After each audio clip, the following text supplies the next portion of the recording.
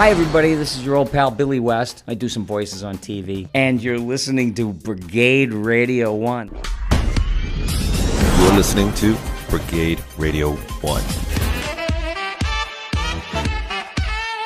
All right, everyone, welcome back. We're backstage here at the Canyon Club for an epic night featuring the Marshall Tucker Band. With us is Doug Gray, the legend behind the band, who just strolled in what is arguably the coolest shirt I've ever seen anyone wear. Where did you get that? This was given to me from the Rockmount people, and they're in Denver. And the grandfather is the one that invented the snaps to put on shirts. Man. And I went, there you go. But I already had bought thousands of dollars of stuff from them. Yeah. I got one that's got real spaceships on it. No, this real ones. The ones with the portholes and everything. This is a shirt that if X-Files met Bonanza or Kid Cody, that's the shirt they would wear. This is one of the coolest shirts I've ever seen. Well, thank you. I'll see if I can't find you one with a Saturn on it. I have one Please, with I'll guns trade you. on it, too. Guns, of course. Yeah. I'll trade you. I like the Saturn, though. That's nice. The whole thing's good. What's it like waking up as Doug Gray? Like, what's it like being a like? Do you get up and be like, man, I'm in the Marshall Tucker band? No. Do you make your own coffee? Do you do your own shopping for groceries or what? Me, yeah. No, my girlfriend, she won't even make my own coffee. Now, we'll put her tea on for her, though. She's a Jersey girl, I mean, do you walk through town back in North Carolina and people... South Carolina. Carolina? Well... Why are there two Carolinas? Well, they're the same. The only thing is you don't want to admit that you're from North Carolina. No. Why? Are they treacherous up there? I'm rednecks. Those rednecks. Rednecks will kill Unlike you. you, my friend. All right, so you're in South Carolina.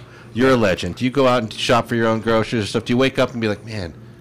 It's pretty damn cool. I'm in the Marshall Tucker band. No, you don't. I have never, even when I was a child, thought that. And Not I one started time? at 7.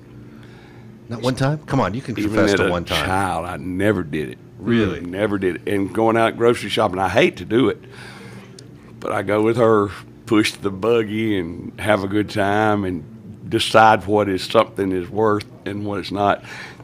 And I never tell her what to buy.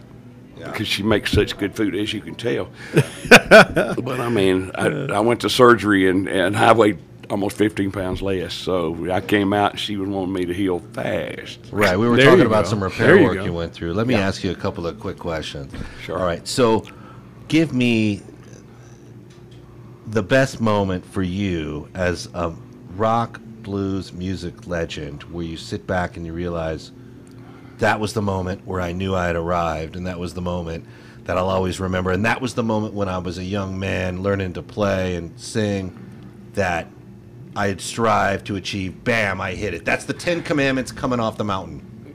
Well, that would not be any particular place in the whole wide world except for one. And that was when us and Greg Allman, Allman Brothers were playing together. And Greg come and said, man, you got limos sitting right here. We got 5 of them. He said, 5 black ones and we got 5 white ones. I guess that's all they had in the town, okay? And so he said, come on with me. I got one right here. And he said, which one? I said, which one? And he says, let me explain to you something. We don't care as long as we're getting our ass in a limo. You know, that's basically it. That didn't matter as much as, because Greg taught me so much. As far as I'm concerned, he is the best Southern rock singer. I know he's gone.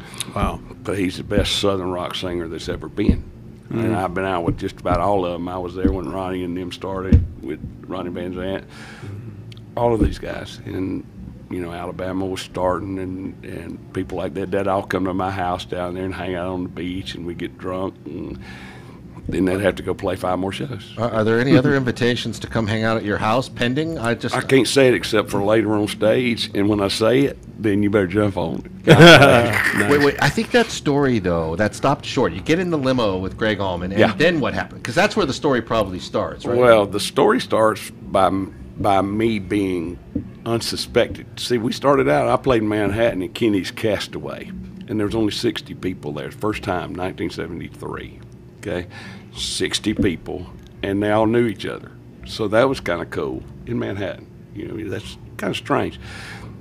Then the next thing I knew, a month later, we were opening for the Allman Brothers and sell out Madison Square Garden. Wow. So we were out on tour. This happened to be Kansas City. It just come back to me. We was at Kansas City, and we were looking out the window together, and he said, come on, ride over with me. Well, I went over, But he always would say to me, he said, man, make that mic come to you. Don't go for the mic. Because I was killing it. That's why I was hoarse. I'd go play Ramblin', listen to Ramblin', and I sang that song at the end of it, and it kills you. Yeah. I mean, it's a walk, don't run thing. You learn how to duck at the end of that. Well, I do the beginning of it now, and Chris does the end of. Chris Hicks does the ending. Nice. Because we kind of float around and let people know that I got a little bit of that, and they got a little bit of this, and we share. And Greg taught me how to do all of that stuff, and that was a special 4-year period that we were all out together. And then that time in Philadelphia, that girl come down the elevator with no clothes on, and it was a glass enclosed elevator. That was Cher, wasn't it Cher? Somebody was sharing. The rumor was that was Cher. It wasn't. No. No, Wow. it wasn't. I've been too close to her in past years. But I will tell you that I did go try to help that girl find her clothes. Okay? Because she didn't have anything. Look, you're a stand-up guy. You know fashion. You want to make sure she doesn't. I didn't know. I just wanted to see what was going to happen. Right. And you always do. Well, what no did matter happen, Doug? Not a thing that nobody needs to know about. Okay, gotcha. Channel before you look uncool.